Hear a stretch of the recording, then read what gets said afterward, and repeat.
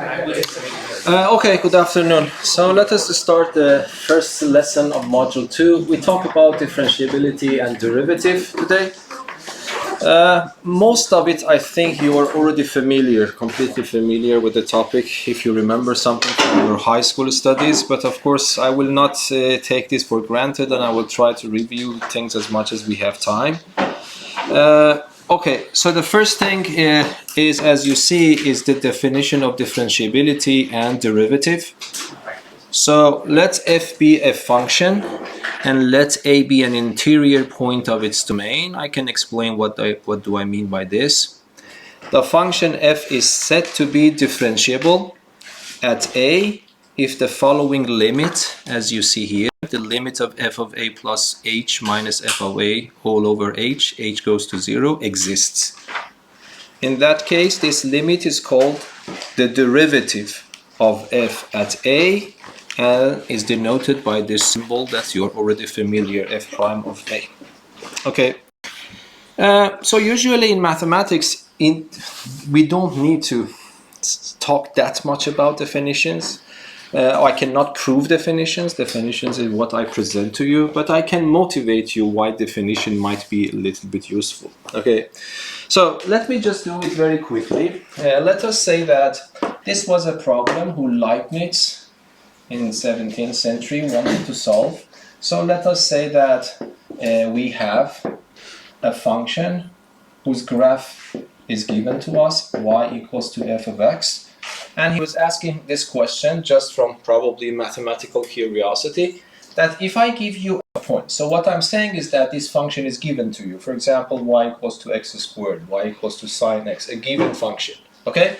And then you pick a point on the function, on the graph of the function. Let us say that its x coordinate is a.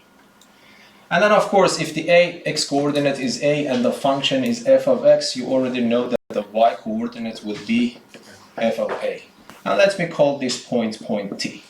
He was asking this question: if I want to find a line that is tangent to this graph at this point T, how can I do that? How can I find the equation of that line? An equation for that line.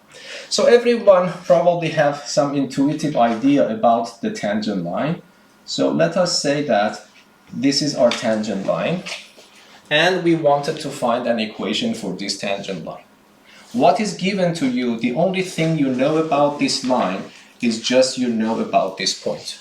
Because the function is given, a is also given, so you can find the y coordinate as well. So a is given, f of a is given, the function is given. You are supposed to find the equation of this blue line, which we call it the tangent line. Okay, so if you want to find an equation for a line, you know from high school, what can you do? You can write y equals to the slope, k value, times x plus the y-intercept m. Okay, so in order to write this equation, what is the problem in front of Leibniz? So because this point a and f of a is known, so the main problem is how can we find a reasonable number for this k value? Okay, is that clear? Because if I know k, I put it there, and I know a point on the line, I use that piece of information to find the m, and then everything is solved. So finding m is not problematic, finding k is a little bit problematic. Okay, so the way he actually tried to tackle the problem was he said that, okay, let us choose a point here. This point is not that point, but it is close to this point. Okay, for example, let us say that this distance is h, and then this, of course, what will be this point? This point will be a plus h. And this has also a y coordinate up there. And if I ask you what is the y coordinate up there, hopefully you agree with me, this is just f of a plus h. I feed a plus h to the function, I find the y coordinate. So let me call this point A.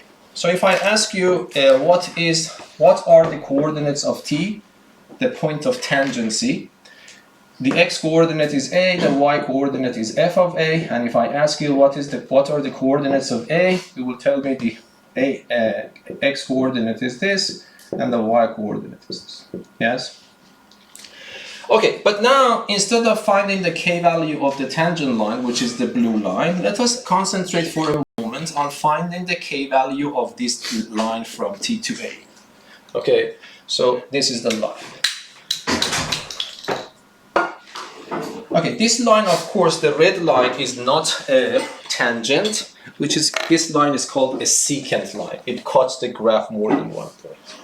But if I ask you, do you know what is the k value of the red line? In principle, you should say yes. So what is the, so this is delta y over delta x if I want to find the slope. So it will be the y value of point A minus the y value of point T divided by x value of point A minus the x value of point T. Yeah, is that understandable? Okay, let us plug the numbers in, the expressions. Instead of y of A, y coordinate of A minus y coordinate of point T divided by x coordinate of point A minus x coordinate of point T. And of course here I cannot do more because I don't know exact form of the function yet. So let me copy and paste the numerator. And then of course you can see this A and that A are cancelled and I get this H. Okay, but of course I cannot sell this to you as the slope of the blue line, yes? But the point is that at least this is an approximation. This red line is an approximation for the line that I was looking for, okay?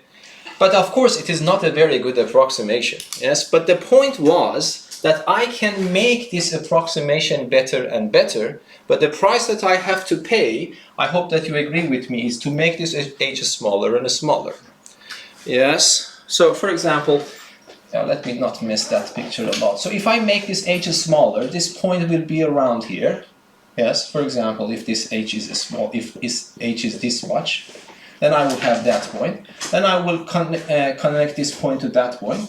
It is still not very good. It is not still the blue line, okay? But the point is that this new approximation to the blue line is a better approximation. Is that understandable?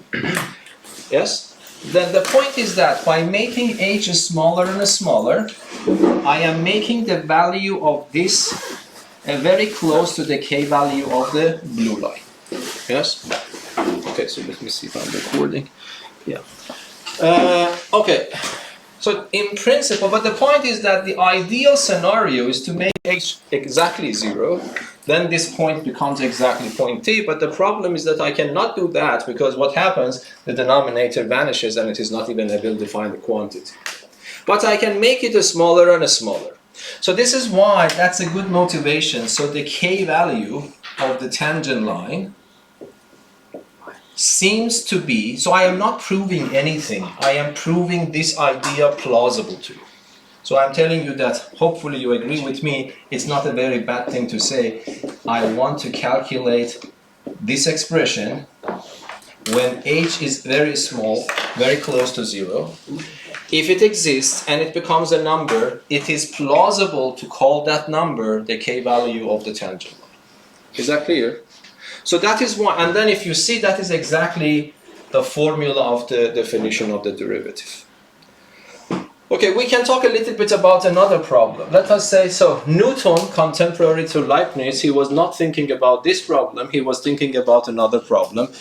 He was thinking that, okay, if you give me, so let us assume that I have a particle that is confined to move only on one single direction. Let me call it x direction, and there is an origin. And let us say that, for example, my particle at time t is here. And I say that, okay, if you tell me where the particle is at any instant of time. So what does it mean? It means that as time changes, the location, the position of my particle is changing. So if you tell me how the particle, what is the position of the particle as a function of time, he was asking himself, can I find the instantaneous velocity of a particle, of this particle at any instant of time? So if you see, this setup is from physics, is from our universe. This setup is a hypothetical problem. It's in the world of mathematics. This is an imagination, yes? So Leibniz came up to this limited structure to solve his problem, but Newton was solving a quite different problem in physics. And let us see what happens. Okay, let us say that this is time t. He did the same, more or less the same thing. Let us say that this is x at time t. So x is equal to f of t. If I wait h seconds more, the particle, let us assume that the particle goes here. So this is, let me call it x number 1, the initial time, the initial location of my particle. At a little bit later time, let us assume that this is the location of my particle, and this time is h seconds later. Okay, I wait h seconds, and I see where my particle is again. Okay. Newton knew how to calculate the average velocity of the particle. So you know the average velocity. If you want to calculate the average velocity, so what happens? It becomes the displacement, and the displacement of the particle divided by the time interval that you are waiting the particle makes that distance. So what is the time interval? You are waiting h seconds. So the time interval is h. But what is the displacement? The displacement is whatever x2 is minus x1. Do you agree? This is the way you calculate the average velocity on that. Okay, let me replace. So what is x1? x1 is the location of my particle at time t. So x1 is nothing except f of t. Yes? Minus. What is x2? x2 is the location of my particle at a later time t plus h. So if I want to know x2, I have to feed t plus h into this function, and it gives me the displacement. Yes? And then I divide it by h. But of course, again, this is the average velocity. Okay? Newton wanted to find the instantaneous velocity at this moment in time. So this is an approximation, because you know that you are living in this universe. If your velocity at this point is something, and of course the velocity at near time is very close to this, especially if the time interval is very short. So he was also thinking that this is plausible to say that the velocity of my particle exactly at time t is this, but when h is extremely small. Yeah, so he also came up with the same kind of limit structure. Yes.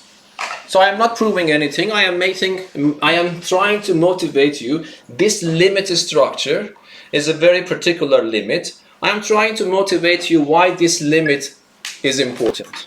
Because I just try to solve two problems from two different fields, one in mathematics, one in physics. Both of them gain to the same limit structure.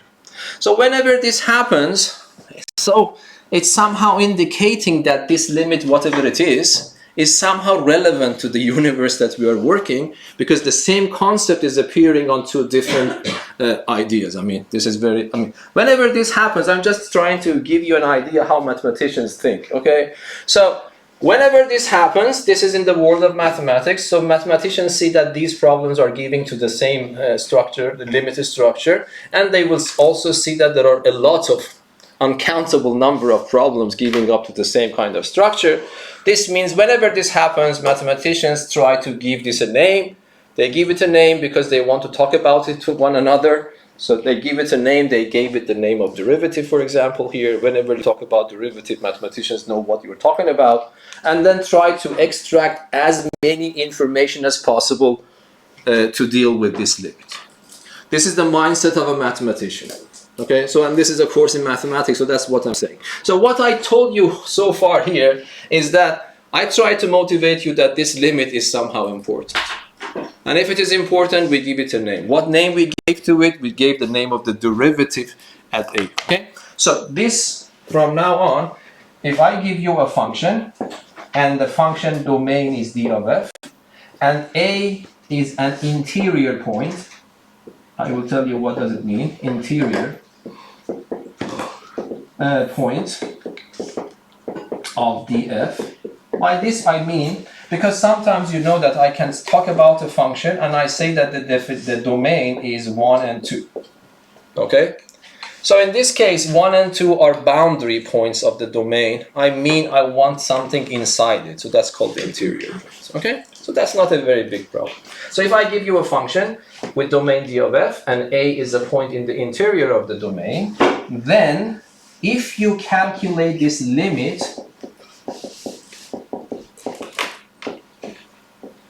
when h goes to 0, and if you are lucky, because we learned that this is not the case that all limits exist, but if that limit exists, that number, we give it a name and a symbol and a notation for it, and that's called the derivative of f at a. Is that clear? Yes? So the process that you go from f to f prime, in English, it's called differentiation. F prime of a, which is the final result, is called the derivative. So that's the difference between these two words. Okay? If this limit exists, we say the function is differentiable, and this number, whatever it is called the derivative of the function at that point. Yes? Is that clear? Okay, so that's why this definition. So for example, if I want to go back to this formula, can you tell me what is the k value of the tangent now? So might be, I will come back to this a little bit later, might be tomorrow. So k tangent is equal to what? Is equal to f prime of a. So might be this is a very good picture to have in mind. So if you have a function y equals to f of x, and this is a point t with coordinates f and f of a, and if you want to find the k value of this tangent line, so the k value of this tangent line is f prime of a.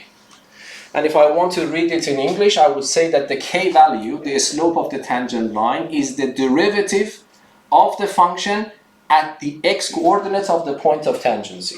So because a is the x coordinate of the point of tangency. Any questions so far? Yes? No? Okay. So I don't know what is this bibbing. It's something touching it. You're recording today too, right? Pardon?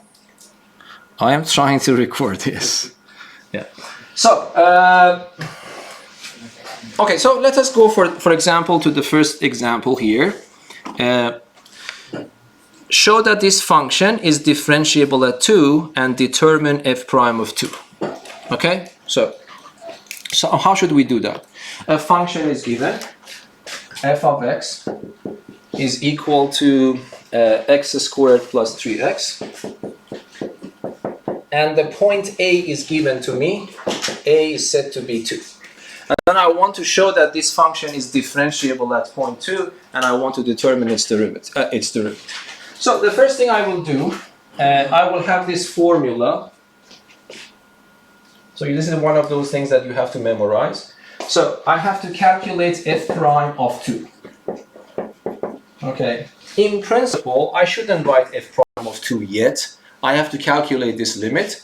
And if it turns out to be a number, then I say that this number is f prime of 2. But because I already know that the derivative is going to exist, so I have to use this. So this becomes the limit of wherever I see a, I put 2. So it becomes f of 2 plus h minus f of 2 divided by h goes to 0.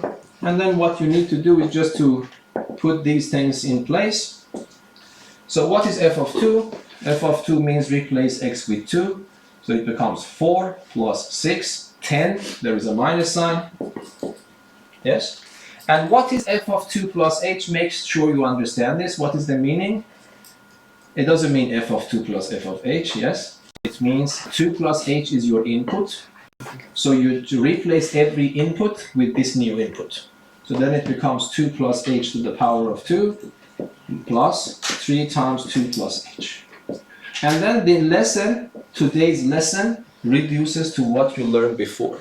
So the lesson is no longer the new lesson, it's the old lesson, and that is the calculation of the limit. So whenever you want to calculate the limit, you put h equal to 0 to see what happens.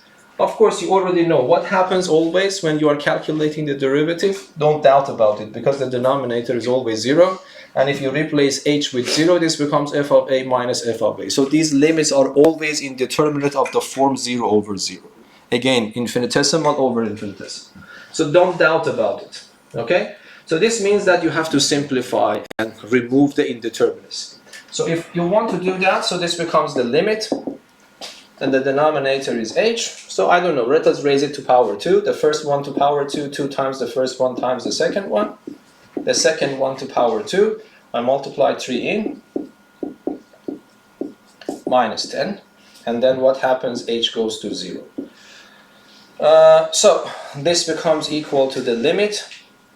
This 6 and 4, 10, minus 10 is gone. 3h plus 4h, 7h. And then I have an h squared there. Yes. And then I have divided by h. H goes to a 0. And then of course you see that I can simply factor h out.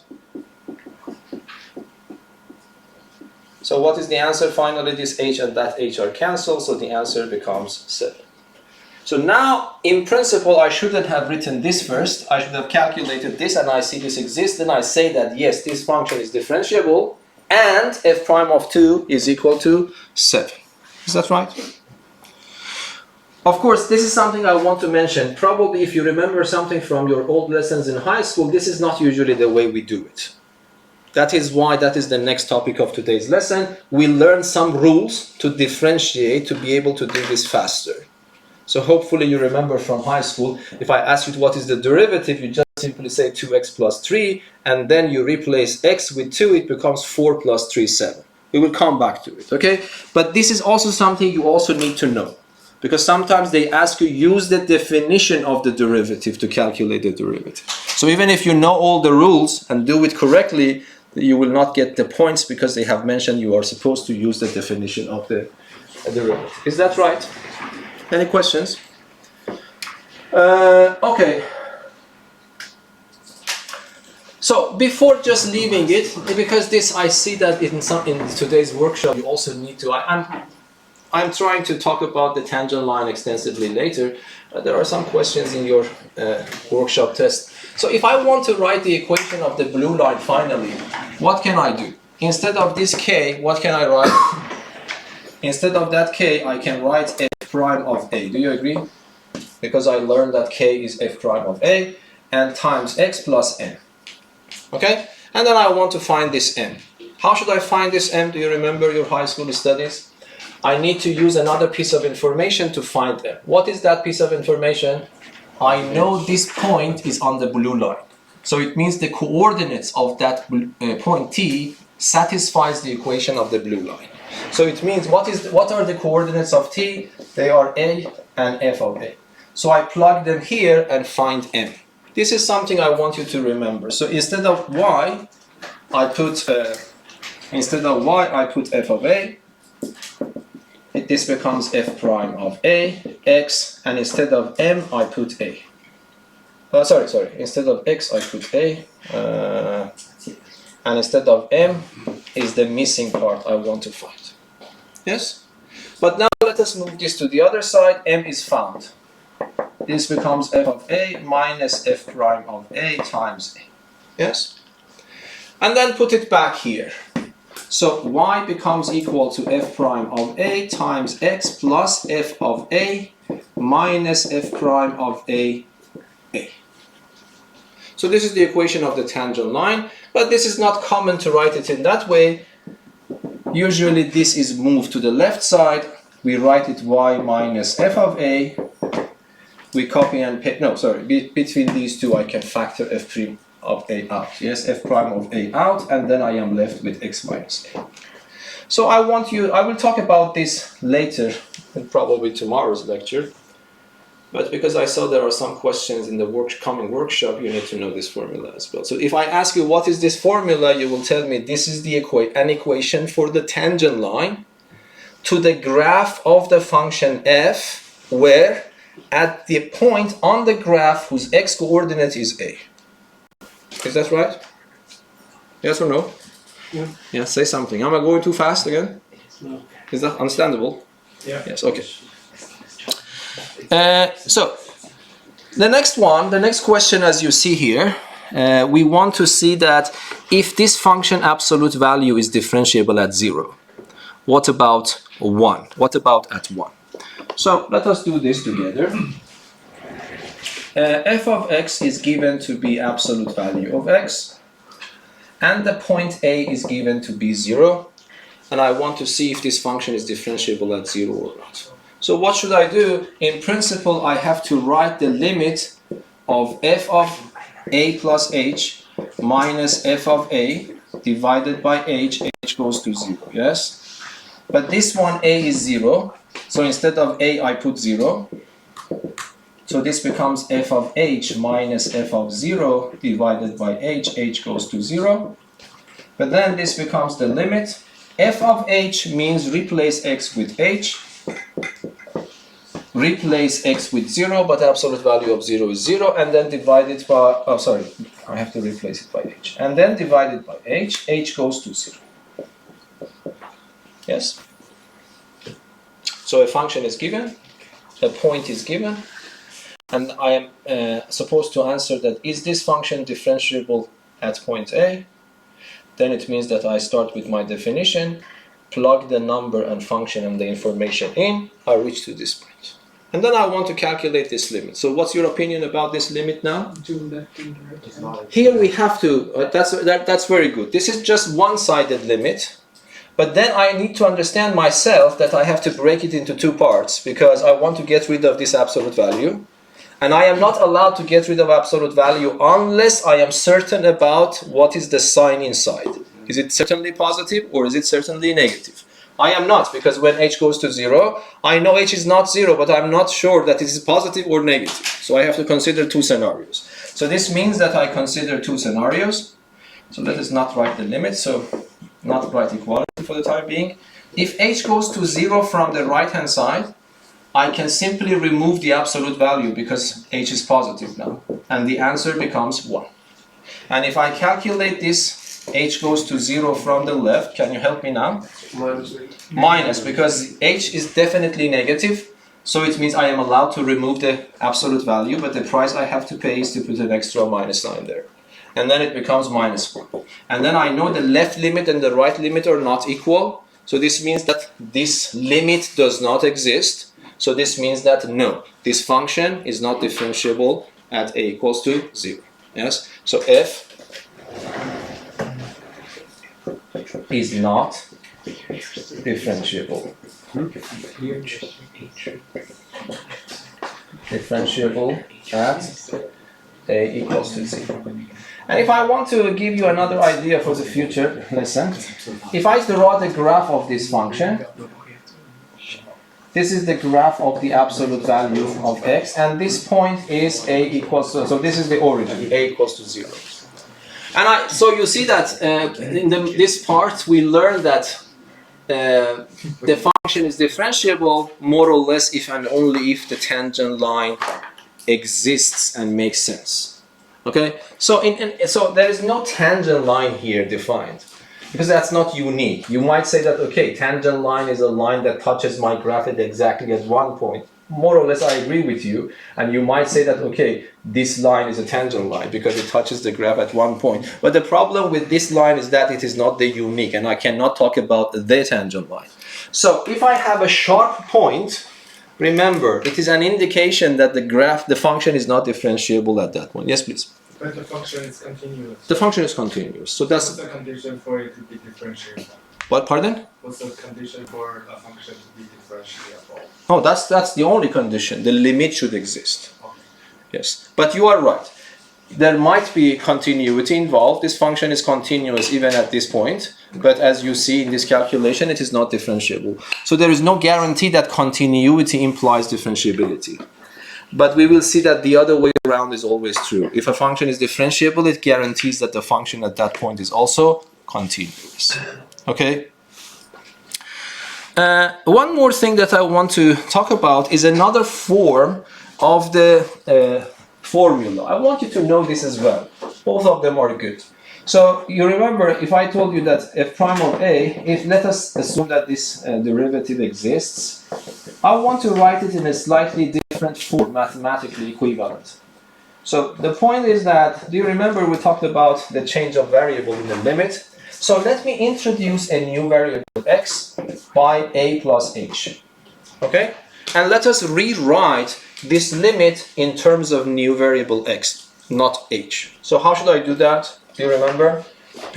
So f prime of a becomes, if I want to do the substitution, I have to get rid of the old variable in favor of new variable everywhere. So this becomes the limit. Am I allowed to keep h? No. H is my old variable. I have to replace it with the new variable. So what is h? It's x minus a. Yes? So f of a is just f of a because it doesn't involve the variable. But this one, a plus h, I can replace it with x. Yes? But can you tell me my new variable goes where?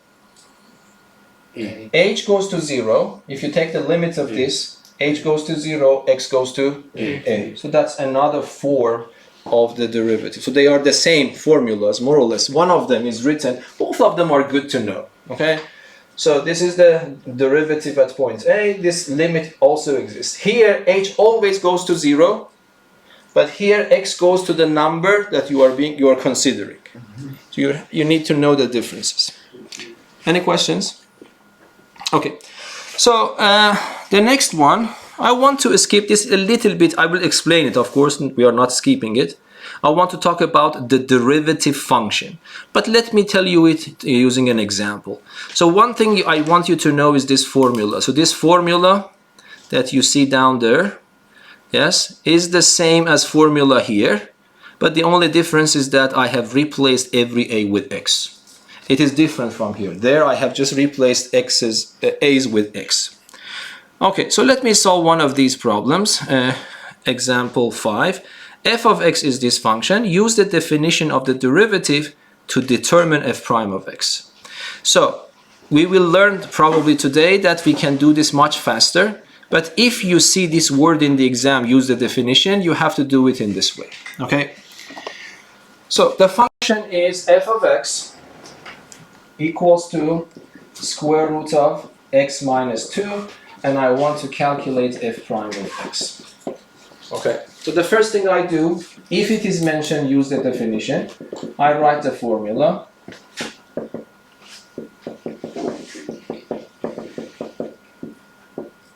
And then I start putting the information in. So I copy and paste. The denominator is just h goes to 0. F of x is just this function, so I just replace it. Yes, but can you tell me what is f of x plus h? What is it? Root x plus h minus 2. Yes, I replace x with x plus h, yes? Because this means x is your input, but your input is now x plus h, so you have to change your input with the new input. So this becomes square root of x plus h minus 2. As I told you, the limits coming from the derivative definition, you don't need to check them. It's always 0 over 0, so I have to lift the indeterminacy. So but we have some experience about this. Do you remember what was the trick? Multiply by conjugate. But the conjugate, thank you. So this becomes square root of x plus h minus 2 minus the square root of x minus 2 divided by h. I multiply it by 1 in a fancy way. So by the experience we got before,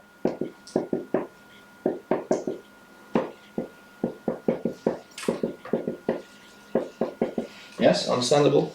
Yes. So that's why I'm saying that in mathematics you really need to follow up. Otherwise, so this is, for me, this is not mysterious anymore because I learned about this technique before. So I'm more or less using my memory here. Okay, so what should I do? So can you do this in your head a little bit? So now let us do it in 2 steps. If I multiply this by that, it's the conjugate rule, so it becomes the first one squared, which removes the square root sign, minus the second one squared. Yes? And then I said that you just simply juxtapose them, put them one next to one another. Yes, h goes to 0. Okay, so now what happens? So can you do this in your head? If you open it up, minus x will cancel that x, plus 2 will cancel that 2. So what is left for me? Just h. And then what happens, this h on the numerator will cancel that h. So what is left for me now? 1. And then I send h to 0. If I send h to 0, here I have 1. But if I send h to, this is gone. If I send h to 0, it becomes square root of x minus 2. Plus. Here, there is nothing related to h there. It becomes square root of x minus 2. So it becomes what? 2 square root of x minus 2. Okay, so that's the derivative of this function. Okay, now I want to tell you about what I told you before. You see, if I want to talk about this function without the domain convention, remember I told you we write f of x is the function, but it is more or less wrong because the function is f. F of x is the value. But we have a convention, which I called it the domain convention. So in principle, I would say that this can be set in this way. F is defined on what? On the biggest possible domain, which in this case is 2 to infinity. F is defined on by f of x equals to square root of x minus 2. Yes? Which we abbreviate, we summarize just writing this. But now, the derivative function is a new function. It is derived. That's why we call it derivative. It is derived from another function. So, if I want to write the same thing, I would say that f prime, the derivative function, is defined, can you tell me where, by the convention for the domain, is defined on? Parentheses. Parentheses, yes, 2 and infinity, because 2 cannot be plugged in here. Okay, by what? F prime of x equals to 1 over 2 square root of x minus 2. Okay, so in case if they are asking you about the derivative function, they mean the rule of the function and its domain. But if they are not, they are not very, pedantic, you can just write the derivative as this. That's what I skipped, so I want to go back. Any questions so far? Okay, so I want to skip the next one, but I will really want you to do it at home. So this calculation is a little bit more messy, but I think it is good to do it once. Okay, and these are the notations and symbols that we can have the derivatives, yes? These are the notations we used. Many of them actually you know. So this notation is useful if a function is y equals to f of x, this one. So the derivative can sometimes be denoted by just y prime. Or we can use this Leibniz notation, dy dx. Or these are the symbols we use. All of them are in your book. But these are just a matter of notations. And if I want to calculate the derivative like this at one point A, yes, then if I want to write, this is the best, most suitable notation for f prime of A. But these can also be used. That's not a very tricky thing. Any questions? Okay, so we also have another definition, left and right derivatives. So if I want to go back here, so do you see that this formula we have for the derivative? If I calculate this limit, but instead of sending x to a, I send x to a from the right hand side, and if it exists, that number is called the right hand derivative.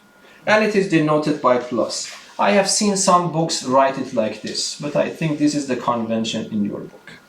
So it doesn't matter. Some people put plus here, some people put plus here, but both means the same thing. And if I send x to in a from the left, and if it exists, and it means that that is called the left limit, and this is the symbol we use for it. And of course, can you guess when the limit exists, when the derivative exists, if and only if, what happens? The left derivative and the right derivative both exist and are equal, and that common value is the value of the derivative. So this is a good formula to know. Any questions? Okay. So let us now go to some examples that usually this formula is more suitable. And that is the next question. So this is a good question. Consider the following function. F of x has two rules. Yes. And then is f differentiable at 1? If so, what is f prime of 1? And we also want to ask another question. Is f continuous at 1? Motivate your answer. Yes? Is that clear what we are going to do? Yes. Okay. Yes. Yeah. So now let us go to solve it together. So the function is f of x. Has two rules. It is 2x squared plus 3 if x is less than or equal to 1, and it is 8 minus 3x squared if x is greater than 1. Okay, so we want to see if this function is differentiable or not. At which point? At point 1. Yes, f prime, yes, at 1. Okay, so now again, exactly based on the same logic, do you feel that it is better to talk about left derivative and right derivative here? Why? Because the point that is given to us is 1, and 1 is exactly this borderline. The function changes its behavior in passing through the point 1. So this is the same logic we had for limits. So even though they are not talking about left and right limits, derivatives, you should yourself understand that this is a good way to do it. Okay, so what I will do, I will calculate the limit of f of x minus f of a. I'm using this formula, the formula, yes, that one. So divided by x minus 1, and I send x to 1 from the right hand side, for example. Okay, so then what happens? There is nothing in the denominator. I copy and paste. But what is f of 1? I need to know which one accepts 1. Which one? Yeah. The top one. So I replace x with 1 in the top one. So it becomes 5. Yes? So it becomes minus 5. And which one I have to choose now? Because there are two functions I can choose. But because x goes to 1 from the right hand side, I know x is a little bit bigger than 1. So which one I choose? This one. Yes? And then I calculate the limit. So this becomes the limit. Copy paste the denominator. The numerator is 3. Do you see that? It becomes 3 minus 3x squared. X goes to 1 from the right hand side. So here I factor minus 3 out. So I don't explain because this is always 0 over 0. In principle, you need to check it every time that you are calculating limits, but you know the rule, yes? So this becomes the conjugate rule.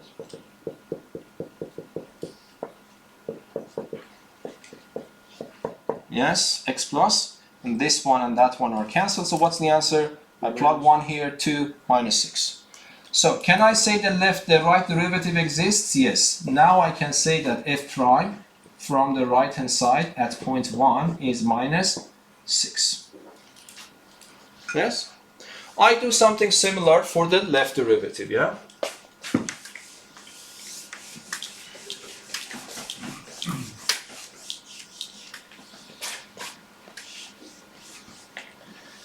Okay, so this the other limit, so this is f of x minus f of 1 divided by x minus 1. X goes to 1 again, but from the left this time.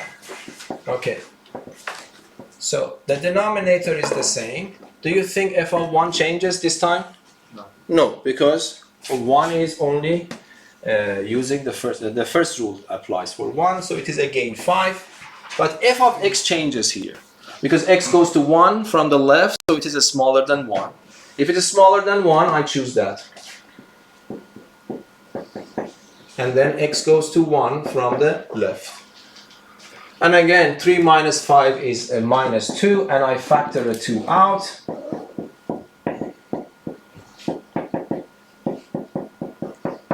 And then you see that you can factorize it.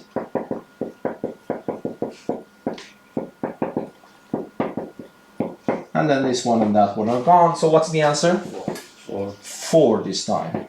So what can I say? I can say f prime of 1 from the left is 4. So is it differentiable? No. So the answer to the first part of the question, because f prime from the left is not equal to f prime from the right, this means that f is not, yes, differentiable. Can I stop just here and say full stop? At, yes, very good. Be careful. You cannot say a function, because the function might not be differentiable at one point, but it is differentiable at another point. So this sentence is not complete. F is not differentiable at point equals to 1. Okay. So the second part of the first part of the question is not relevant anymore because it's not differentiable. So I cannot talk about f prime of 1. Yes? But what about part 2? Let us do it in our heads because I hope that you are already knowing what to do. But what do you think? Do you think this function is continuous at 1? Yes. So what is the, so let me review very fast. So what is the condition? I have to check that if f of x goes to a, in this case 1, Plus. is it equal to f of 1 or not?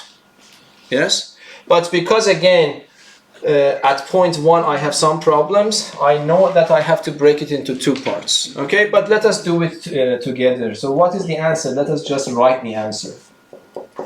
So what's the answer? If x goes to 1 from the right hand side, I have to pick up this and send x to 1, so it becomes 5. Yeah, so this is 5. And if I do the same thing for the left limit, x goes to 1 from the left, which one I have to pick? The one above. And I replace x with 1 again because I'm sending x to 1. What will be the answer? 5 again. And one more thing. So far, it is guaranteed that this limit exists and is equal to 5. But I have to check one more thing. What is f of 1 itself? F of 1 itself is also 5. So all of them are equal, so this function is continuous. So this is an example, a more clear example of a function that is continuous at one point, but it is not differentiable at that point. Yes? So it means that continuity usually may not even imply differentiability. Understandable? Yes, we can have a break now for 5-6 minutes and then I can clean the board. No questions? Thank you.